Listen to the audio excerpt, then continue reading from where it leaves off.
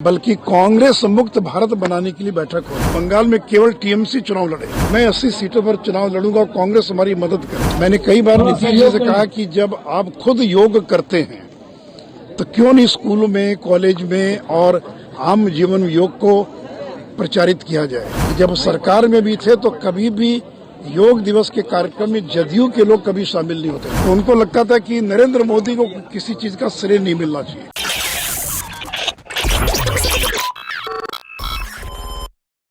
नमस्कार, मैं पीयूष कुशवाहा बिहार टॉक देख रहे हैं। देखिए, आज योग दिवस के मौके पर सुशील मोदी पहुंचे थे योग करने। जब उनसे मीडिया के लोग सवाल करते हैं कि क्या जो विपक्षी एकता की बैठक होने वाली है इसको आप कैसे देखते हैं, तो साफ तौर पर कहते हुए नजर आते हैं कि देखिए, आपको हम बता दे रहे हैं कि कांग्रेस मुक्त ये बैठक होने वाली है। टीएमसी यानी कि बंगाल में ममता दीदी बोलती है कि कांग्रेस यहाँ चुनाव न लड़े।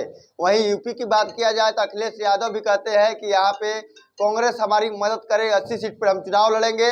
इसके साथ अरविंद केजरीवाल दिल्ली में कहते हैं कि कांग्रेस यहाँ भी चुनाव नहीं लड़े, यहाँ पे हमारी मदद करे और यहाँ पे हम अकेले चुनाव लड़ेंगे। देखिए, ये सब कुछ कांग्रेस मुक्त बैठक होगी और कांग्रेस से मुक्ति पाने के लिए बैठक भी हो रही है। क्या कुछ कर रहे हैं बिहार के उप मुख्यमंत्री सुशील मोदी, पहले आप उनके बयानों को सुने। देखिए, बैठक कहीं भी हो, लेकिन ये जो बैठक हो रही है ये वास्तव में भाजपा मुक्त भारत नहीं बल्कि कांग्रेस मुक्त भारत बनाने के लिए बैठक हो रही है।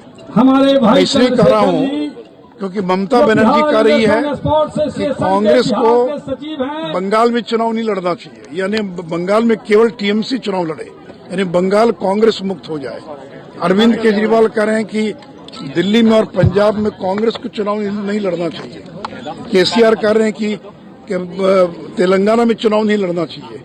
तो यानी ये जो क्षेत्रीय दल हैं ये तो कांग्रेस मुक्त भारत चाहते हैं कि कांग्रेस मुक्त हो जाए उनका राज्य। अखिलेश यादव कह रहे हैं कि मैं 80 सीटों पर चुनाव लड़ूंगा और कांग्रेस हमारी मदद करे।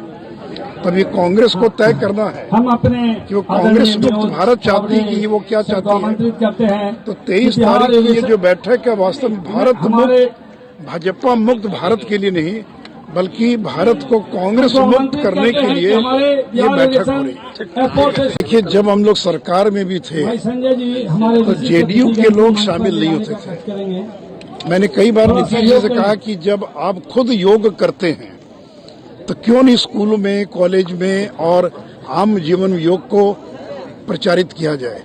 लेकिन पता नहीं क्या उनकी मजबूरी थी कि जब सरकार में भी थे तो कभी भी योग दिवस के कार्यक्रम में जदयू के लोग कभी शामिल नहीं होते थे और मुझे ये कहा जाता था कि ऊपर से निर्देश है कि आपको कार्यक्रम में शामिल नहीं होना है। इसका देखिए राजनीति से क्या संबंध है, ये तो गैर राजनीतिक कार्यक्रम है। अगर दुनिया के 150 से ज्यादा देशों में योग दिवस मनाया जा रहा है तो क्या वो बीजेपी का कार्यक्रम है या संघ परिवार का कार्यक्रम है? ये तो पूरी दुनिया को योग भारत की देन है। लेकिन नीतीश कुमार जब साथ में भी थे तो उनको लगता था कि नरेंद्र मोदी को किसी चीज का श्रेय नहीं मिलना चाहिए।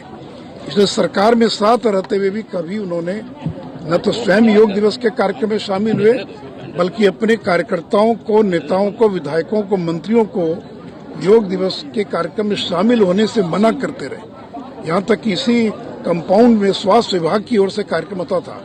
मुख्यमंत्री तो नीतीश जी, लेकिन एक भी जनता दल का एमएलए कार्यकर्ता कभी योग दिवस के कार्यक्रम में शामिल नहीं हुआ। सर 23 जून को जो बैठक होनी है अब लग रहा है कि मुख्यमंत्री आवास में ये बैठक। तो आपने सुना साफ तौर पे सुशील मोदी का तो नजर आ रहे हैं कि आज योग दिवस के मौके पर आप बताइए कि जदयू का कौन ऐसा नेता है जो कार्यक्रम में भाग लिया। जब नीतीश कुमार खुद योग करते हैं तो अपने जदयू के जो पदाधिकारी है, कार्यकर्ता है, उन्हें इस कार्यक्रम में भाग लेने से क्यों रोकते हैं। जदयू बताइए, कोई भी सरकार में भी हम लोग थे तो हम लोग बोलते थे शामिल होने के लिए योग में, योग दिवस के मौके पर तो जदयू शामिल नहीं होते थे।